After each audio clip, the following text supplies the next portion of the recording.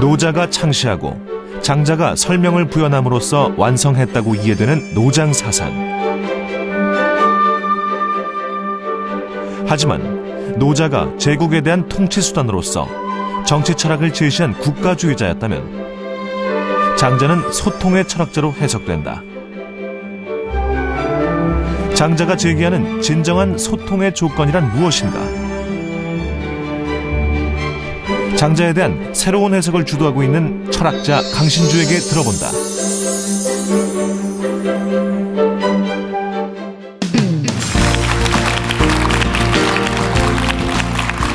안녕하십니까. KBS TV 특강 박현선입니다. 이번 주 장자의 사상을 사랑과 소통이라는 주제 아래 들어보고 있는데요. 회를 거듭할수록 장자에 대해서 새롭게 알아가고 있습니다. 아쉽게도 오늘은 그 마지막 시간인데요. 오늘은 어떤 새로운 내용을 들려주실지 철학자 강신주 선생님 힘찬 박수로 모시겠습니다. 안녕하세요. 네, 오늘은 이제 마지막 시간인데요. 장자의 어떤 사상으로 오늘 강의 마무리해 주실 건가요? 원래 장자라는 책의 제일 첫 부분에 나온 이야기인데 네. 원래 처음에 했어야 되는데 제일 마지막으로 돌린 이유가 네. 장자의 하나의 정신 같은 거거든요. 그래서 마지막 그 강의 마무리하면서 이 장자의 커다란 정신이라고 그러나 아니면 조금 좀 우리가 강의를 들어봤지만 좀 위태롭고 비극적이고 위험한 그런 거일 수도 있는데 네. 그걸 대붕 이야기로 좀 한번 풀어볼까 생각 중이에요. 위태로운 이야기 강신주 선생님의 특강 힘찬 박수로 청해 듣겠습니다.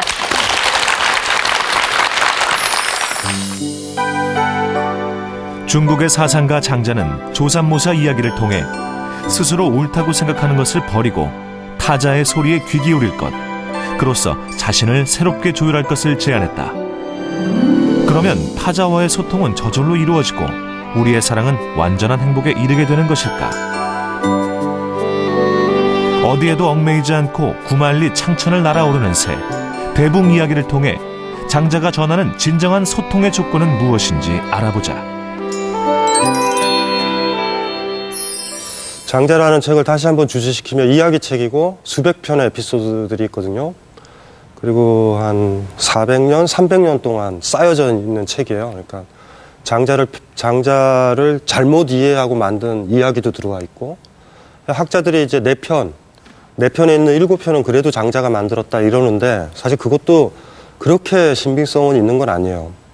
그래서 이제 장자를 이렇게 공부를 해나가면서 수십 번 장자를 봤는데 어느 날이었었던 것 같아요. 어느 날에 이상한 구절 하나가 저한테 눈에 딱 들어왔어요. 오늘 조금 있다가 우리가 대붕 이야기를 풀지만 사실 진짜 저한테 중요했었던 것들은 그 짧은 5, 6글자 정도 되는 그 글자였거든요.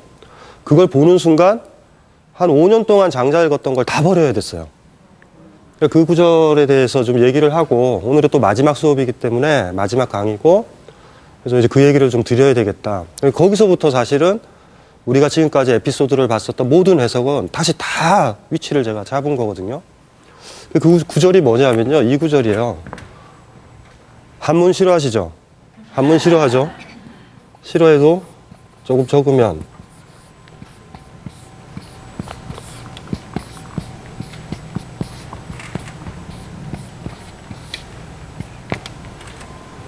이 구절이에요. 별로 느낌 안 오시죠?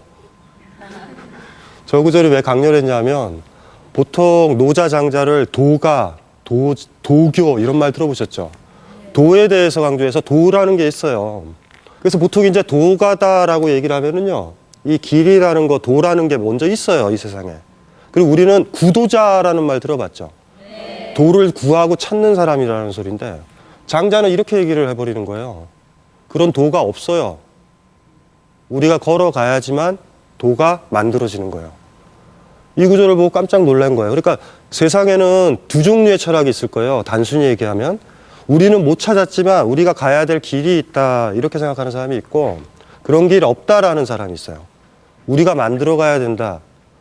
근데 처음에 공부를 했었을 때 저도 똑같이 노자와 장자, 노자는 확실히 도가 먼저 있어요.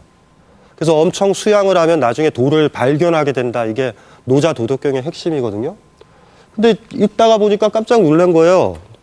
5년간 그냥 지나갔어요. 저 구절을 이렇게 쭉쭉쭉쭉 지나가다가 어느 날 심심해서 이렇게 다시 또 한번 끄적끄적 넘겨보는데 저 구절이 나온 거예요.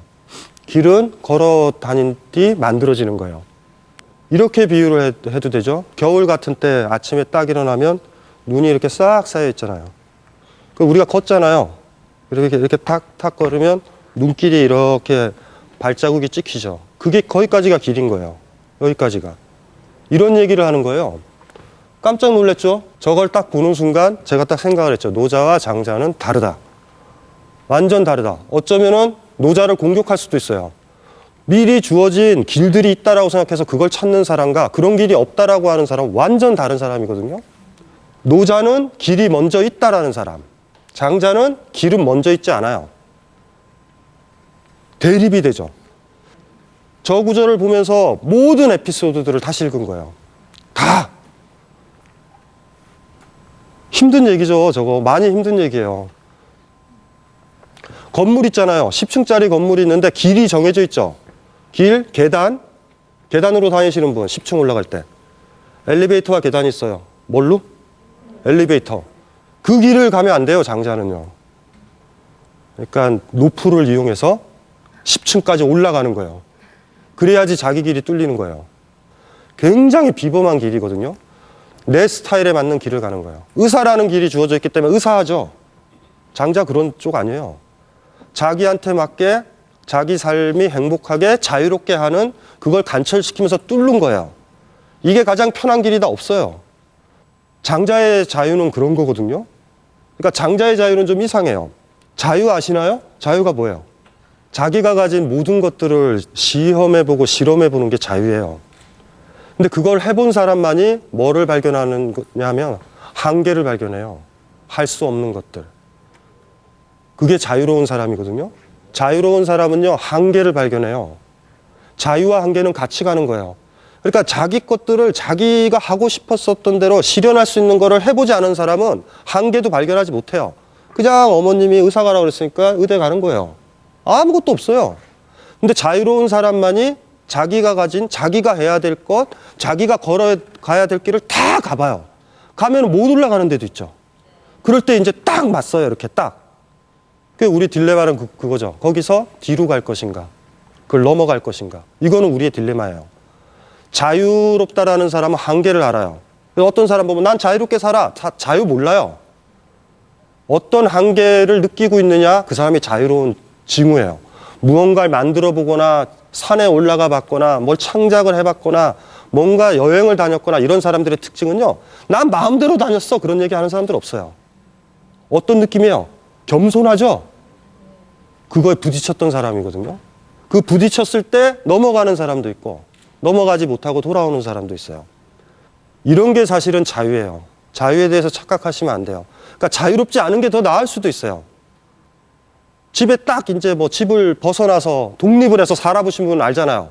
아, 자유롭다 이러죠. 자유롭긴요. 그 다음부터는 공과금 내야죠. 5만 가지 문제가 벌어지죠. 그게 자유예요. 그런데 예전에 집에 그대로 있었으면 어떻게 돼요? 혼자서 5만 가지 꿈꿀 수 있고 뭐 어디도 놀러도 다니고 이러죠.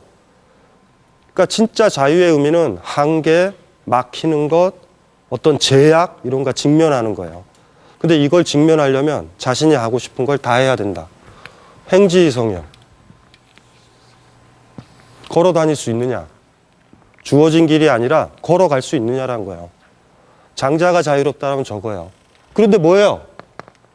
걸어간 거기까지만 길이 완성돼 있죠. 걸어간 거기까지만.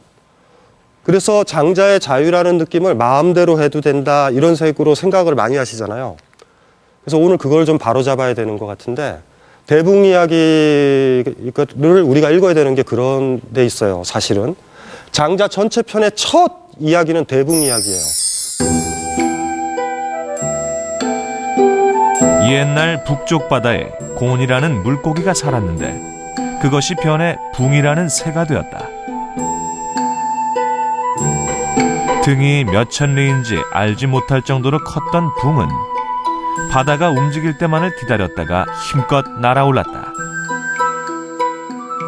이 모습을 지켜보던 메추라기들이 대붕을 비웃으며 말했다.